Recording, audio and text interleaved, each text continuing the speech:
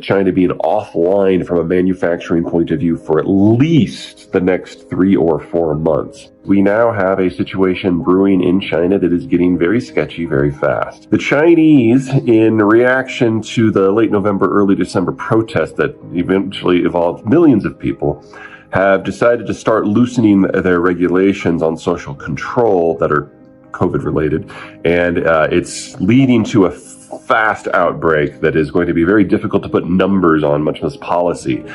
The Chinese have discontinued their use of their social monitoring act for COVID, which a lot of people thought it was never going to go away because it was great for social control, but they've got other methods for doing it, so I was never really overly concerned there.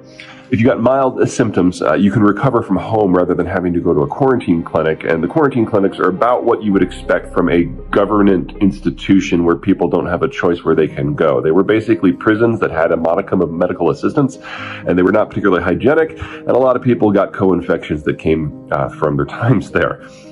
There's also room now for provincial and local governments to set and lessen restrictions of their own for the first times. And we are seeing a general mobilization of the health system across the Chinese system to deal with the anticipated surge in cases. And it's wildly, wildly insufficient.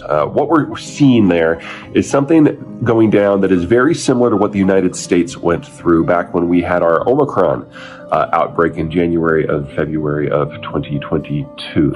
Anyway, lots of businesses are closed. A lot of the testing facilities are closed because they can't find enough workers who are not infected to do the tests in the first place. So China's data has always been sketchy at best, and now in many cases they're not even attempting to generate it. We're also seeing significant shortages of common pharmacy items and drugs and anything you'd use to treat flu-like symptoms. The scale of what's coming is kind of difficult to wrap your mind around. So the United States has 330 million people, and one of the common criticisms of the American healthcare system, which is accurate, is that our healthcare system is awful at actually keeping people healthy, but it's excellent at providing critical care. The Chinese system is not good at keeping people healthy either, and it sucks at providing critical care. And in the case of the United States, with our 330 million people, we still lost over 1 million citizens over the 3 years of the epidemic to date. Now, the Chinese deaths to this point have been a rounding error because the Chinese have succeeded in keeping the general population away from the virus, and they, deserve some kudos for that. But the Chinese population is not nearly as healthy as the American population, if you can imagine that. On average, the population is older, has been for about a decade, and if some new data revisions that they're working on prove true, probably closer to 2. And in relative terms, more Chinese are diabetic than Americans, and that has generally proven to be like the number one comorbidity factor when you're looking at COVID. And all of a sudden, this is all going down at once. I think that the best way to think about this is if you think about the American COVID experience through 2020, 2021, and 2022, things came in phases. We were first exposed to the original virus, and then we had Alpha, and then we had Delta, and then we have Omicron. And about the time that Alpha was popping up, we were getting mass vaccination in play with mRNA vaccines that proved to be wildly effective. And so we had our initial death wave. And then we had our vaccination, and then we had the Delta death wave, and then we had this mass infection with Omicron at the beginning of this year. So pretty much everyone in the United States has now been exposed to at least one of the strains, most of us 2 or more. And most of us have gotten vaccinated, and with a plurality of those people actually getting boosted. People like me have, immunocompromised. I think I've had 5 shots now. The point is, it didn't happen all at once. And we all have experienced a degree of exposure and protection. The Chinese don't have that. The Chinese vaccine was barely functional against the original wild strain out of Wuhan, and against the current Omicron Q11, I can't even remember the name of the strain. Against the current strain, it doesn't work at all. And say what you will about the Chinese health system, the lockdowns, the perpetual lockdowns, did succeed at limiting exposure, so no one has natural immunity either. So you cut all this loose at the same time, and we're talking millions of deaths, because the R0 for the current strain, what's the best way to do this? Let me compare it to measles. So measles has an R0 of 12 to 18, which means your average infected person will then go on to infect another 12 to 18 people. I have not seen an estimate out of China suggesting that the current strain is better than measles. Most indicated it's worse. There's an open question of fatality rates, and that, of course, is where the Chinese are doing their normal makeup data as they go along. They're projecting that the death rate is 100 per 100,000 infections, which would be about the same death rate you get from stubbing your toe. And that is just obviously laughable. It'd be less severe than what the flu is. More likely, we're looking at something at least 15 to 20 times that. At least that's what data from the rest of the world would suggest.